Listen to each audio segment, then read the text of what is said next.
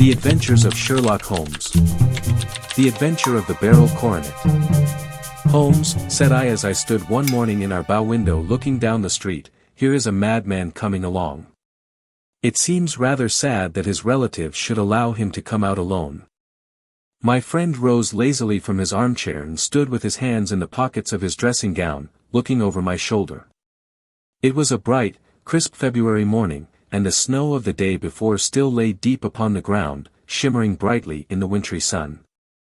Down the center of Baker Street it had been plowed into a brown crumbly band by the traffic, but at either side and on the heaped-up edges of the footpaths it still lay as white as when it fell.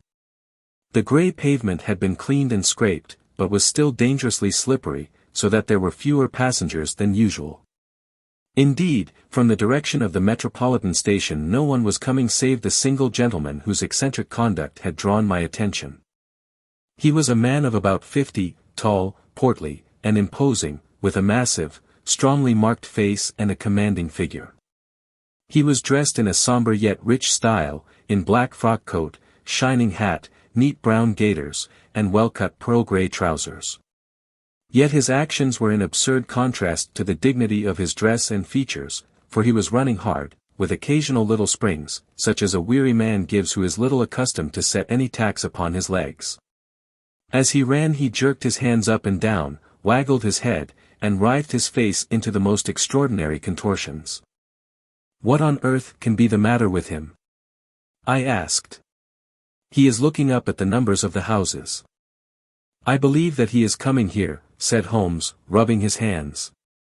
"Here?" "Yes, I rather think he is coming to consult me professionally. I think that I recognize the symptoms." "Ha! Did I not tell you?" As he spoke, the man, puffing and blowing, rushed at our door and pulled at our bell until the whole house resounded with the clanging. A few moments later he was in our room, still puffing, still gesticulating, but with so fixed a look of grief and despair in his eyes that our smiles were turned in an instant to horror and pity. For a while he could not get his words out, but swayed his body and plucked at his hair like one who has been driven to the extreme limits of his reason. Then, suddenly springing to his feet, he beat his head against the wall with such force that we both rushed upon him and tore him away to the center of the room. Sherlock Holmes pushed him down into the easy chair and, sitting beside him, patted his hand and chatted with him in the easy, soothing tones which he knew so well how to employ. "You have come to me to tell your story, have you not?" said he. "You are fatigued with your haste. Pray wait until you have recovered yourself, and then I shall be most happy to look into any little problem which you may submit to me." The man sat for a minute or more with a heaving chest, fighting against his emotion. Then he passed his handkerchief over his brow, set his lips tight, and turned his face towards us. "No doubt you think me mad," said he. "I see that you have had some great trouble," responded Holmes. "God knows I have, a trouble which is enough to unseat my reason, so sudden and so terrible is it. Public disgrace I might have faced, although I am a man whose character has never yet borne a stain. Private affliction also is the lot of every man, but the two coming together, and in so frightful a form, have been enough to shake my very soul. Besides, it is not I alone. The very noblest in the land may suffer unless some way be found out of this horrible affair." "Pray compose yourself, sir," said Holmes, "and let me have a clear account of who you are and what it is that has befallen you." "My name," answered our visitor, "is probably familiar to your ears. I am Alexander Holder, of the banking firm of Holder and Stevenson, of Threadneedle Street." The name was indeed well known to us as belonging to the senior partner in the second largest private banking concern in the City of London. What could have happened, then, to bring one of the foremost citizens of London to this most pitiable pass? We waited, all curiosity, until with another effort he braced himself to tell his story. "I feel that time is of value," said he, "that is why I hastened here when the police inspector suggested that I should secure your cooperation. I came to Baker Street by the underground and hurried from there on foot, for the cabs go slowly through this snow. That is why I was so out of breath, for I am a man who takes very little exercise. I feel better now, and I will put the facts before you as shortly and yet as clearly as I can. It is, of course, well known to you that in a successful banking business as much depends upon our being able to find remunerative investments for our funds as upon our increasing our connection and the number of our depositors. One of our most lucrative means of laying out money is in the shape of loans, where the security is unimpeachable. We have done a good deal in this direction during the last few years, and there are many noble families to whom we have advanced large sums upon the security of their pictures, libraries, or plate. Yesterday morning I was seated in my office at the bank when a card was brought in to me by one of the clerks. I started when I saw the name, for it was that of none other than, well, perhaps even to you I had better say no more than that it was a name which is a household word all over the earth, one of the highest, noblest, most exalted names in England. I was overwhelmed by the honor and attempted, when he entered, to say so, but he plunged at once into business with the air of a man who wishes to hurry quickly through a disagreeable task. "Mr. Holder," said he, "I have been informed that you are in the habit of advancing money. The firm does so when the security is good." I answered. "It is absolutely essential to me," said he, "that I should have £50,000 at once. I could, of course, borrow so trifling a sum 10 times over from my friends, but I much prefer to make it a matter of business and to carry out that business myself. In my position you can readily understand that it is unwise to place oneself under obligations. For how long, may I ask, do you want this sum?" I asked. "Next Monday I have a large sum due to me, and I shall then most certainly repay what you advance, with whatever interest you think it right to charge. But it is very essential to me that the money should be paid at once. I should be happy to advance it without further parley from my own private purse," said I, "were it not that the strain would be rather more than it could bear. If, on the other hand, I am to do it in the name of the firm, then in justice to my partner I must insist that, even in your case, every businesslike precaution should be taken." "I should much prefer to have it so," said he, raising up a square, black morocco case which he had laid beside his chair. "You have doubtless heard of the Beryl Coronet? One of the most precious public possessions of the empire," said I. "Precisely." He opened the case, and there, embedded in soft, flesh-colored velvet, lay the magnificent piece of jewelry which he had named. "There are 39 enormous barrels," said he, "and the price of the gold chasing is incalculable. The lowest estimate would put the worth of the coronet at double the sum which I have asked. I am prepared to leave it with you as my security." I took the precious case into my hands and looked in some perplexity from it to my illustrious client. "You doubt its value?" he asked. "Not at all. I only doubt the propriety of my leaving it. You may set your mind at rest about that.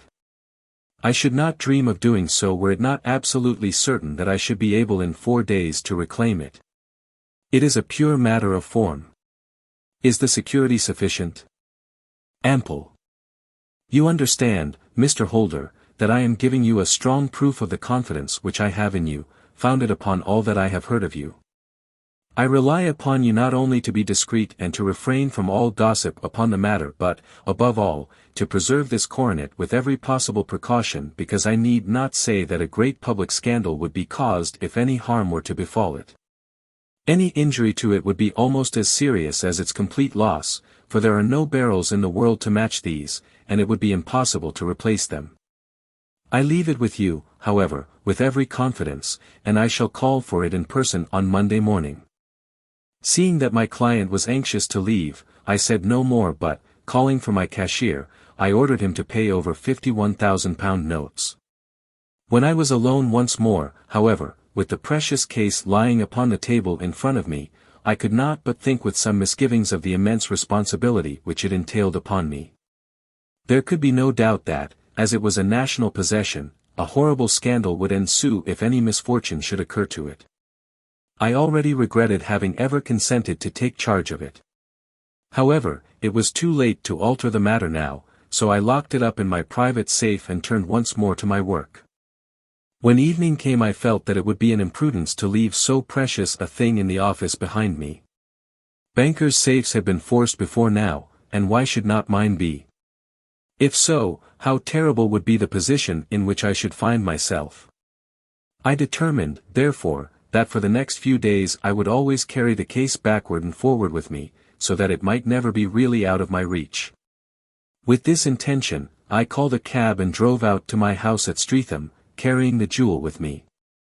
I did not breathe freely until I had taken it upstairs and locked it in the bureau of my dressing room. And now a word as to my household, Mr. Holmes, for I wish you to thoroughly understand the situation. My groom and my page sleep out of the house, and may be set aside altogether. I have 3 maidservants who have been with me a number of years and whose absolute reliability is quite above suspicion. Another, Lucy Parr, the second waiting maid, has only been in my service a few months. She came with an excellent character, however, and has always given me satisfaction. She is a very pretty girl and has attracted admirers who have occasionally hung about the place. That is the only drawback which we have found to her, but we believe her to be a thoroughly good girl in every way. So much for the servants. My family itself is so small that it will not take me long to describe it. I am a widower and have an only son, Arthur. He has been a disappointment to me, Mr. Holmes, a grievous disappointment. I have no doubt that I am myself to blame. People tell me that I have spoiled him. Very likely I have. When my dear wife died I felt that he was all I had to love.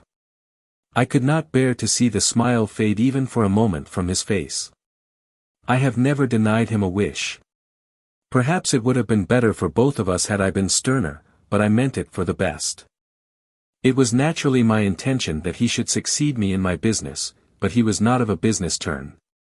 He was wild, wayward, and, to speak the truth, I could not trust him in the handling of large sums of money. When he was young he became a member of an aristocratic club, and there, having charming manners, he was soon the intimate of a number of men with long purses and expensive habits. He learned to play heavily at cards and to squander money on the turf, until he had again and again to come to me and implore me to give him an advance upon his allowance, that he might settle his debts of honor. He tried more than once to break away from the dangerous company which he was keeping, but each time the influence of his friend, Sir George Benwell, was enough to draw him back again. And, indeed, I could not wonder that such a man as Sir George Benwell should gain an influence over him, for he has frequently brought him to my house, and I have found myself that I could hardly resist the fascination of his manner. He is older than Arthur, a man of the world to his fingertips, one who had been everywhere, seen everything, a brilliant talker, and a man of great personal beauty. Yet when I think of him in cold blood, far away from the glamour of his presence, I am convinced from his cynical speech and the look which I have caught in his eyes that he is one who should be deeply distrusted. So I think, and so, too, thinks my little Mary, who has a woman's quick insight into character. And now there is only she to be described.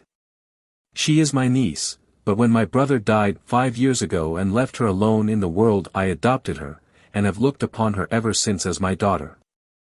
She is a sunbeam in my house, sweet, loving, beautiful, a wonderful manager and housekeeper, yet as tender and quiet and gentle as a woman could be.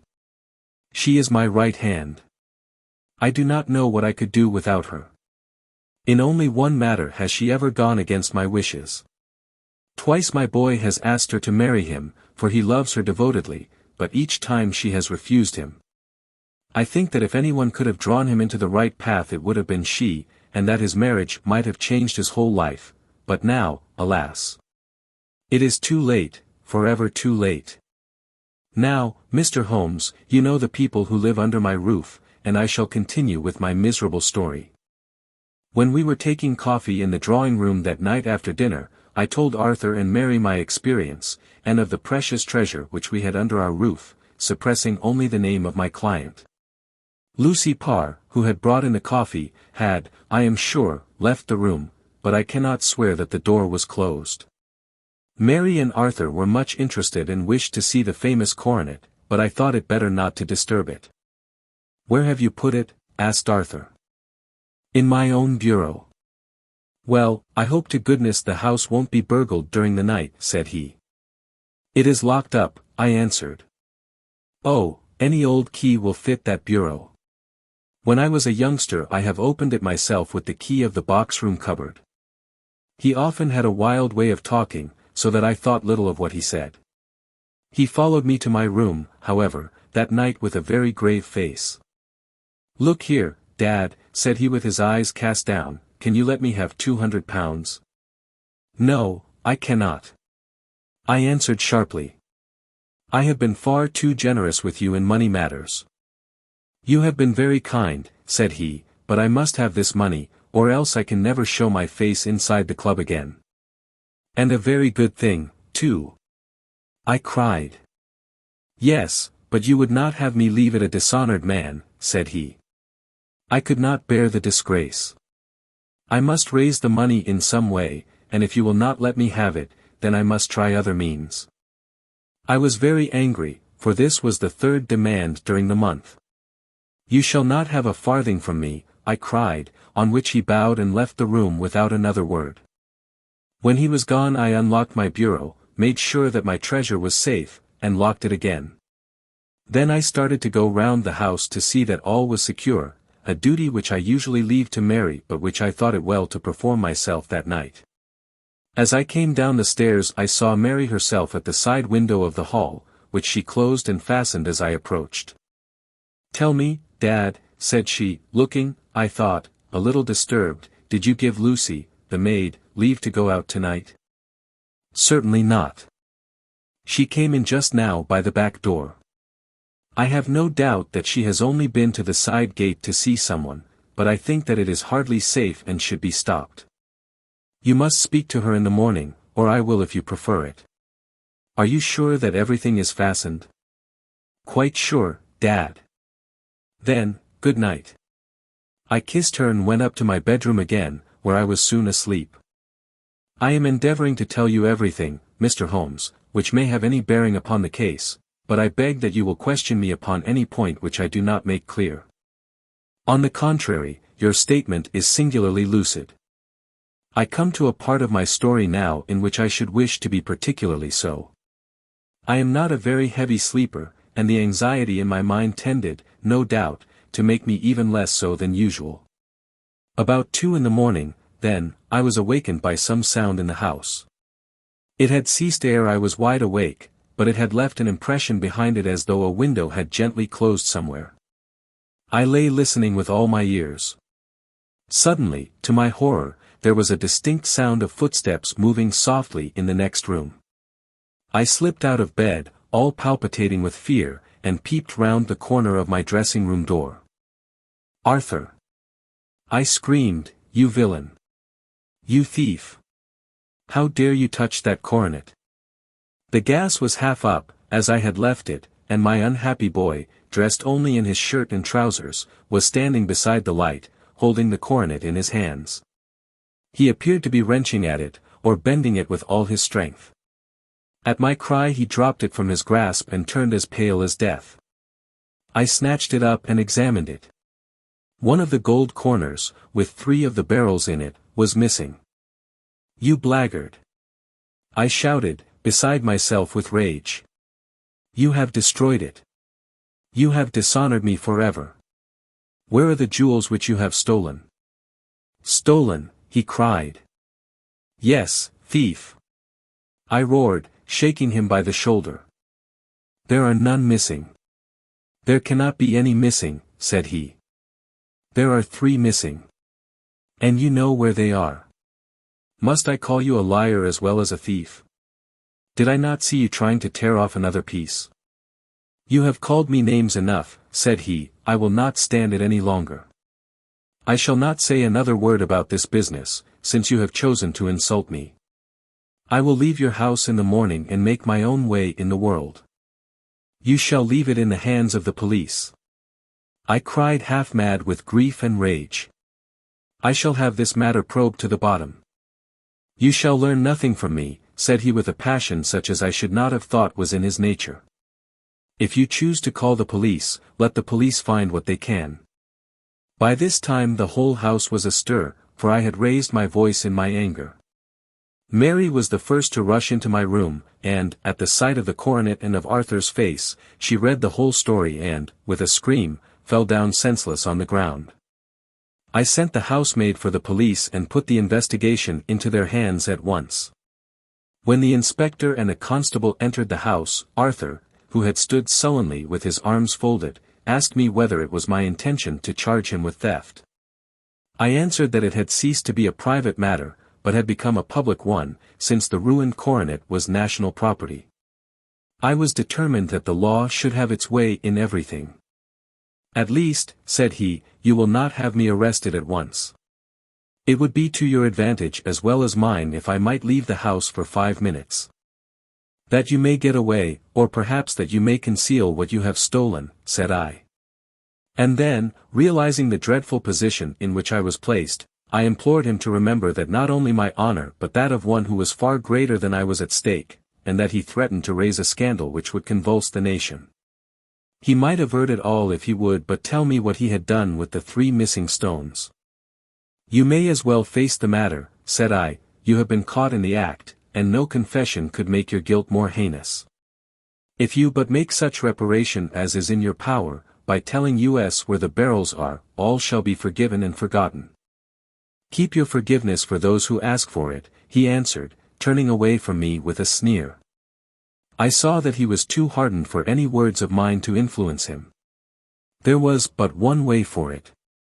I called in the inspector and gave him into custody. A search was made at once not only of his person but of his room and of every portion of the house where he could possibly have concealed the gems, but no trace of them could be found, nor would the wretched boy open his mouth for all our persuasions and our threats. This morning he was removed to a cell, and I, after going through all the police formalities, have hurried round to you to implore you to use your skill in unraveling the matter. The police have openly confessed that they can at present make nothing of it. You may go to any expense which you think necessary. I have already offered a reward of £1,000. My God, what shall I do? I have lost my honor, my gems, and my son in one night. Oh, what shall I do? He put a hand on either side of his head and rocked himself to and fro, droning to himself like a child whose grief has got beyond words. Sherlock Holmes sat silent for some few minutes, with his brows knitted and his eyes fixed upon the fire. Do you receive much company? He asked. None save my partner with his family and an occasional friend of Arthur's. Sir George Benwell has been several times lately. No one else, I think. Do you go out much in society? Arthur does. Mary and I stay at home. We neither of us care for it. That is unusual in a young girl. She is of a quiet nature. Besides, she is not so very young. She is 24. This matter, from what you say, seems to have been a shock to her also. Terrible. She is even more affected than I. You have neither of you any doubt as to your son's guilt. How can we have when I saw him with my own eyes with the coronet in his hands? I hardly consider that a conclusive proof. Was the remainder of the coronet at all injured? Yes, it was twisted. Do you not think, then, that he might have been trying to straighten it? God bless you. You are doing what you can for him and for me. But it is too heavy a task. What was he doing there at all? If his purpose were innocent, why did he not say so? Precisely. And if it were guilty, why did he not invent a lie? His silence appears to me to cut both ways. There are several singular points about the case. What did the police think of the noise which awoke you from your sleep? They considered that it might be caused by Arthur's closing his bedroom door. A likely story. As if a man bent on felony would slam his door so as to wake a household. What did they say, then, of the disappearance of these gems? They are still sounding the planking and probing the furniture in the hope of finding them. Have they thought of looking outside the house? Yes, they have shown extraordinary energy. The whole garden has already been minutely examined. Now, my dear sir, said Holmes, Is it not obvious to you now that this matter really strikes very much deeper than either you or the police were at first inclined to think? It appeared to you to be a simple case, to me it seems exceedingly complex. Consider what is involved by your theory. You suppose that your son came down from his bed, went, at great risk, to your dressing room, opened your bureau, took out your coronet, broke off by main force a small portion of it, went off to some other place, concealed 3 gems out of the 39, with such skill that nobody can find them, and then returned with the other 36 into the room in which he exposed himself to the greatest danger of being discovered. I ask you now, is such a theory tenable? But what other is there? Cried the banker with a gesture of despair. If his motives were innocent, why does he not explain them? It is our task to find that out, replied Holmes, so now, if you please, Mr. Holder, we will set off for Streatham together, and devote an hour to glancing a little more closely into details.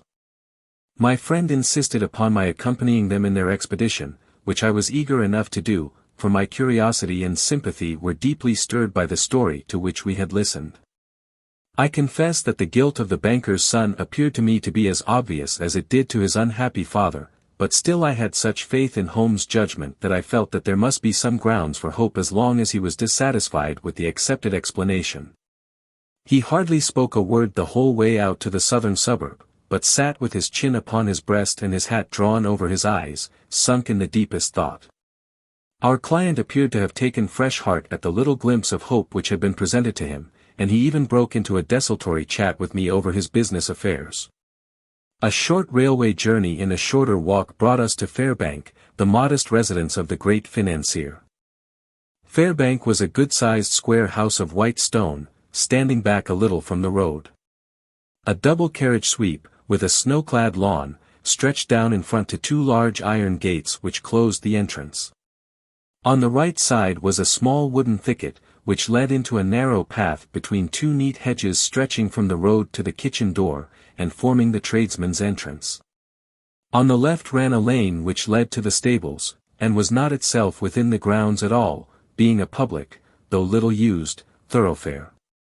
Holmes left us standing at the door and walked slowly all round the house, across the front, down the tradesman's path, and so round by the garden behind into the stable lane. So long was he that Mr. Holder and I went into the dining room and waited by the fire until he should return. We were sitting there in silence when the door opened and a young lady came in. She was rather above the middle height, slim, with dark hair and eyes, which seemed the darker against the absolute pallor of her skin. I do not think that I have ever seen such deadly paleness in a woman's face. Her lips, too, were bloodless, but her eyes were flushed with crying. As she swept silently into the room she impressed me with a greater sense of grief than the banker had done in the morning, and it was the more striking in her as she was evidently a woman of strong character, with immense capacity for self-restraint. Disregarding my presence, she went straight to her uncle and passed her hand over his head with a sweet womanly caress. "You have given orders that Arthur should be liberated, have you not, Dad?" she asked. "No, no, my girl, the matter must be probed to the bottom. But I am so sure that he is innocent. You know what woman's instincts are. I know that he has done no harm and that you will be sorry for having acted so harshly. Why is he silent, then, if he is innocent? Who knows? Perhaps because he was so angry that you should suspect him. How could I help suspecting him, when I actually saw him with the coronet in his hand? Oh, but he had only picked it up to look at it. Oh, do take my word for it that he is innocent. Let the matter drop and say no more. It is so dreadful to think of our dear Arthur in prison. I shall never let it drop until the gems are found, never, Mary. Your affection for Arthur blinds you as to the awful consequences to me. Far from hushing the thing up, I have brought a gentleman down from London to inquire more deeply into it." "This gentleman?" she asked, facing round to me. "No, his friend. He wished us to leave him alone. He is round in the stable lane now." "The stable lane?" She raised her dark eyebrows. "What can he hope to find there?" "Ah! This, I suppose, is he. I trust, sir, that you will succeed in proving, what I feel sure is the truth, that my cousin Arthur is innocent of this crime. I fully share your opinion, and I trust, with you, that we may prove it, returned Holmes, going back to the mat to knock the snow from his shoes. I believe I have the honor of addressing Miss Mary Holder. Might I ask you a question or two? Pray do, sir, if it may help to clear this horrible affair up. You heard nothing yourself last night? Nothing, until my uncle here began to speak loudly. I heard that, and I came down. You shut up the windows and doors the night before. Did you fasten all the windows? Yes. Were they all fastened this morning? Yes. You have a maid who has a sweetheart. I think that you remarked to your uncle last night that she had been out to see him. Yes, and she was the girl who waited in the drawing room, and who may have heard uncle's remarks about the coronet. I see. You infer that she may have gone out to tell her sweetheart, and that the two may have planned the robbery.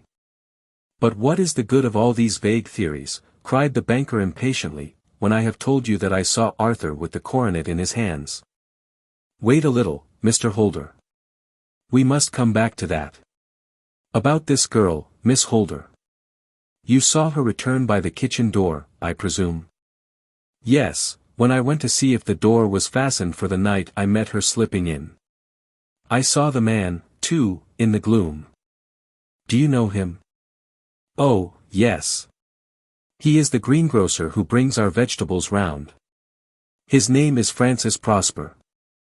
He stood, said Holmes, to the left of the door, that is to say, farther up the path than is necessary to reach the door. Yes, he did. And he is a man with a wooden leg? Something like fear sprang up in the young lady's expressive black eyes. Why, you are like a magician, said she. How do you know that? She smiled, but there was no answering smile in Holmes' thin, eager face. I should be very glad now to go upstairs, said he. I shall probably wish to go over the outside of the house again. Perhaps I had better take a look at the lower windows before I go up.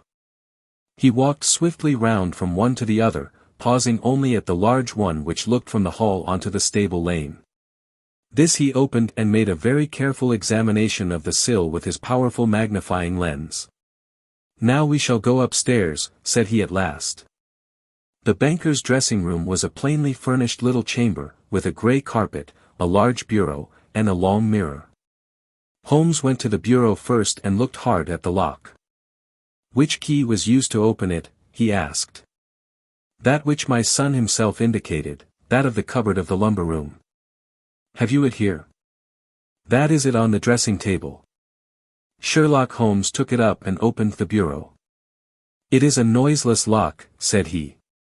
It is no wonder that it did not wake you. This case, I presume, contains the coronet. We must have a look at it. He opened the case, and taking out the diadem he laid it upon the table. It was a magnificent specimen of the jeweller's art, and the 36 stones were the finest that I have ever seen. At one side of the coronet was a cracked edge, where a corner holding 3 gems had been torn away. Now, Mr. Holder, said Holmes, here is the corner which corresponds to that which has been so unfortunately lost. Might I beg that you will break it off? The banker recoiled in horror. I should not dream of trying, said he. Then I will. Holmes suddenly bent his strength upon it, but without result. I feel it give a little, said he, but, though I am exceptionally strong in the fingers, it would take me all my time to break it. An ordinary man could not do it. Now, what do you think would happen if I did break it, Mr. Holder? There would be a noise like a pistol shot. Do you tell me that all this happened within a few yards of your bed and that you heard nothing of it? I do not know what to think. It is all dark to me. But perhaps it may grow lighter as we go. What do you think, Miss Holder? I confess that I still share my uncle's perplexity. Your son had no shoes or slippers on when you saw him? He had nothing on save only his trousers and shirt. Thank you. We have certainly been favored with extraordinary luck during this inquiry, and it will be entirely our own fault if we do not succeed in clearing the matter up. With your permission, Mr. Holder, I shall now continue my investigations outside." He went alone, at his own request, for he explained that any unnecessary footmarks might make his task more difficult. For an hour or more he was at work, returning at last with his feet heavy with snow and his features as inscrutable as ever. "I think that I have seen now all that there is to see, Mr. Holder," said he. "I can serve you best by returning to my rooms." "But the gems, Mr. Holmes. Where are they?" "I cannot tell." The banker wrung his hands. "I shall never see them again," he cried. "And my son? You give me hopes." "My opinion is in no way altered." "Then, for God's sake, what was this dark business which was acted in my house last night? If you can call upon me at my Baker Street rooms tomorrow morning between 9 and 10, I shall be happy to do what I can to make it clearer. I understand that you give me carte blanche to act for you, provided only that I get back the gems, and that you place no limit on the sum I may draw. I would give my fortune to have them back." "Very good. I shall look into the matter between this and then. Goodbye. It is just possible that I may have to come over here again before evening." It was obvious to me that my companion's mind was now made up about the case, although what his conclusions were was more than I could even dimly imagine.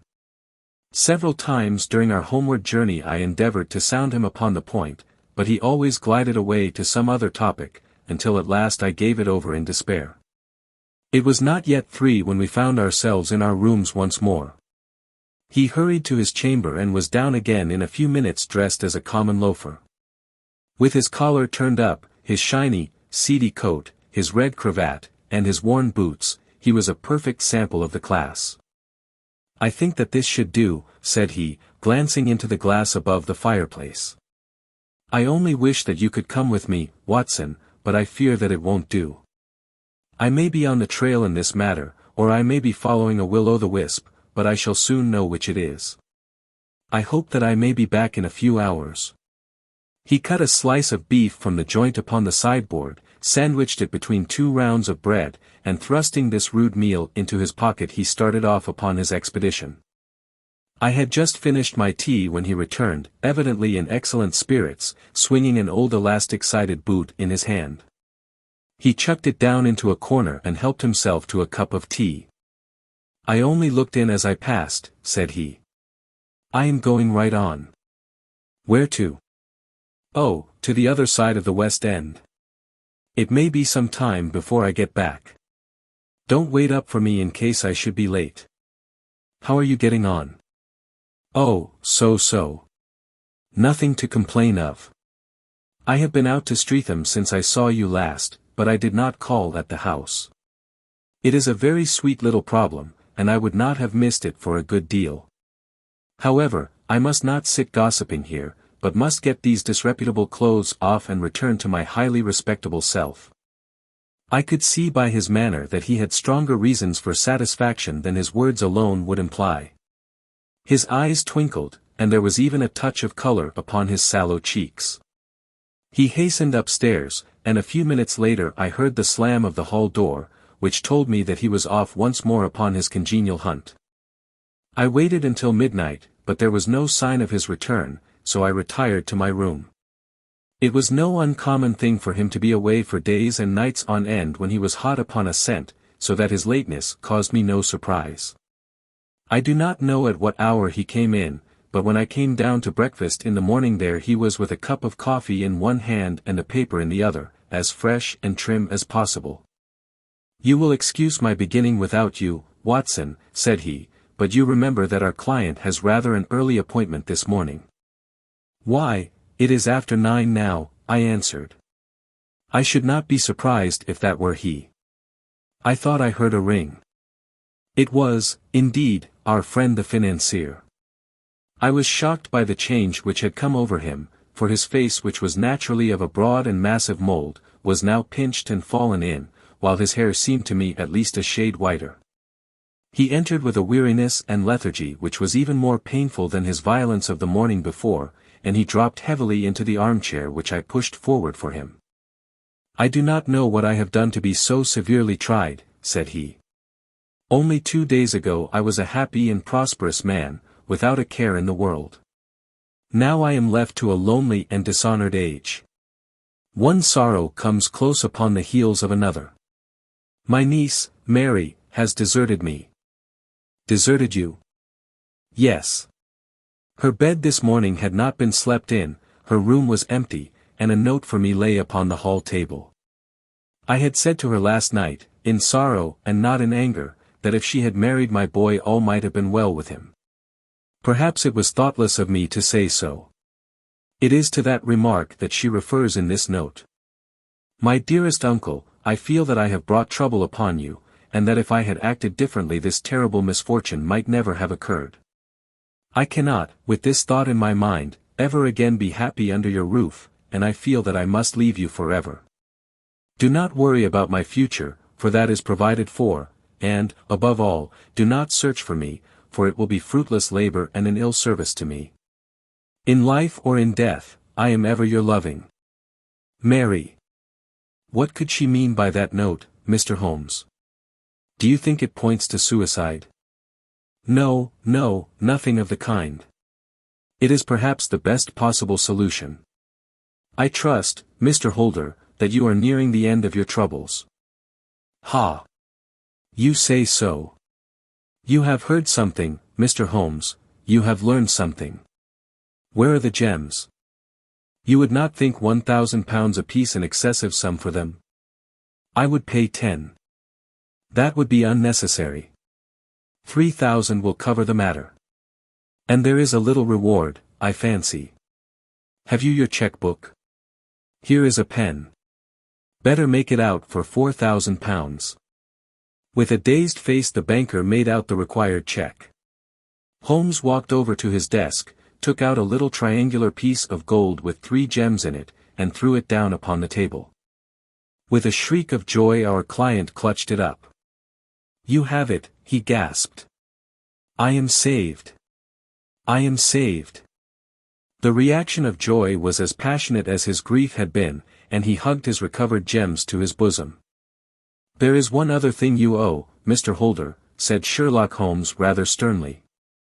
"Oh." He caught up a pen. "Name the sum, and I will pay it." "No, the debt is not to me. You owe a very humble apology to that noble lad, your son, who has carried himself in this matter as I should be proud to see my own son do, should I ever chance to have one." "Then it was not Arthur who took them?" "I told you yesterday, and I repeat today, that it was not." "You are sure of it? Then let us hurry to him at once to let him know that the truth is known." "He knows it already.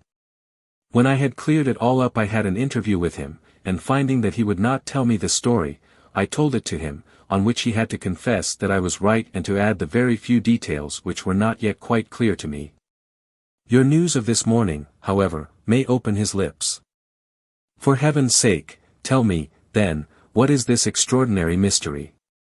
"I will do so, and I will show you the steps by which I reached it. And let me say to you, first, that which it is hardest for me to say and for you to hear, there has been an understanding between Sir George Benwell and your niece Mary. They have now fled together." "My Mary? Impossible." "It is unfortunately more than possible, it is certain. Neither you nor your son knew the true character of this man when you admitted him into your family circle. He is one of the most dangerous men in England, a ruined gambler, an absolutely desperate villain, a man without heart or conscience. Your niece knew nothing of such men. When he breathed his vows to her, as he had done to 100 before her, she flattered herself that she alone had touched his heart. The devil knows best what he said, but at least she became his tool and was in the habit of seeing him nearly every evening." "I cannot, and I will not, believe it," cried the banker with an ashen face. "I will tell you, then, what occurred in your house last night. Your niece, when you had, as she thought, gone to your room, slipped down and talked to her lover through the window which leads into the stable lane. His footmarks had pressed right through the snow, so long had he stood there. She told him of the coronet. His wicked lust for gold kindled at the news, and he bent her to his will. I have no doubt that she loved you, but there are women in whom the love of a lover extinguishes all other loves, and I think that she must have been one. She had hardly listened to his instructions when she saw you coming downstairs, on which she closed the window rapidly and told you about one of the servants' escapade with her wooden-legged lover, which was all perfectly true. Your boy, Arthur, went to bed after his interview with you, but he slept badly on account of his uneasiness about his club debts. In the middle of the night he heard a soft tread pass his door, so he rose and, looking out, was surprised to see his cousin walking very stealthily along the passage until she disappeared into your dressing-room. Petrified with astonishment, the lad slipped on some clothes and waited there in the dark to see what would come of this strange affair. Presently she emerged from the room again, and in the light of the passage lamp your son saw that she carried the precious coronet in her hands. She passed down the stairs, and he, thrilling with horror, ran along and slipped behind the curtain near your door, whence he could see what passed in the hall beneath. He saw her stealthily open the window, hand out the coronet to someone in the gloom, and then closing it once more hurry back to her room, passing quite close to where he stood hid behind the curtain. As long as she was on the scene he could not take any action without a horrible exposure of the woman whom he loved. But the instant that she was gone he realized how crushing a misfortune this would be for you, and how all-important it was to set it right. He rushed down, just as he was, in his bare feet, opened the window, sprang out into the snow, and ran down the lane, where he could see a dark figure in the moonlight. Sir George Benwell tried to get away, but Arthur caught him, and there was a struggle between them, your lad tugging at one side of the coronet and his opponent at the other. In the scuffle, your son struck Sir George and cut him over the eye. Then something suddenly snapped, and your son, finding that he had the coronet in his hands, rushed back, closed the window, ascended to your room, and had just observed that the coronet had been twisted in the struggle and was endeavoring to straighten it when you appeared upon the scene. Is it possible? Gasped the banker. You then roused his anger by calling him names at a moment when he felt that he had deserved your warmest thanks. He could not explain the true state of affairs without betraying one who certainly deserved little enough consideration at his hands.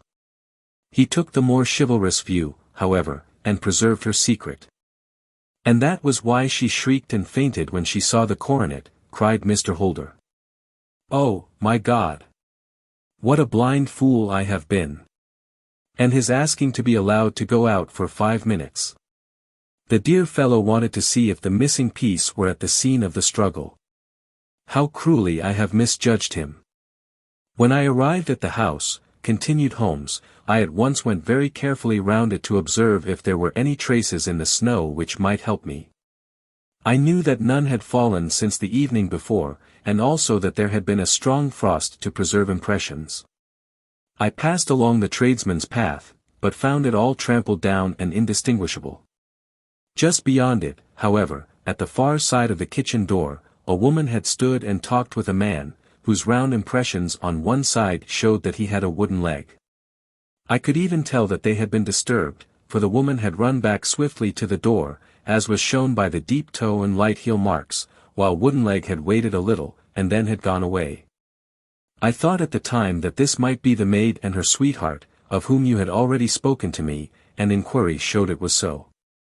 I passed round the garden without seeing anything more than random tracks, which I took to be the police, but when I got into the stable lane a very long and complex story was written in the snow in front of me.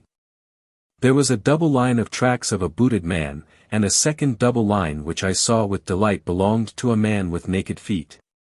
I was at once convinced from what you had told me that the latter was your son.